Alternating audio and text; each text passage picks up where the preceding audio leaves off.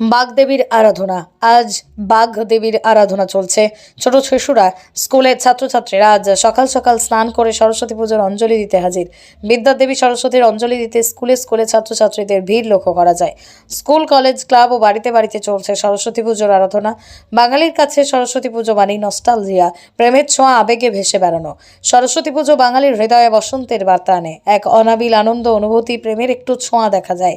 সরস্বতী বাঙালির যুবক যুবতীদের অনুভূতি, প্রেমের একটু ছোঁয়া আনে। বাঙালির যুবক যুবতীদের প্রেমের মাধুর্য এনে দেয়। আজ আবার 14ই ফেব্রুয়ারি, ভ্যালেন্টাইন্স ডে, ভালোবাসার দিন।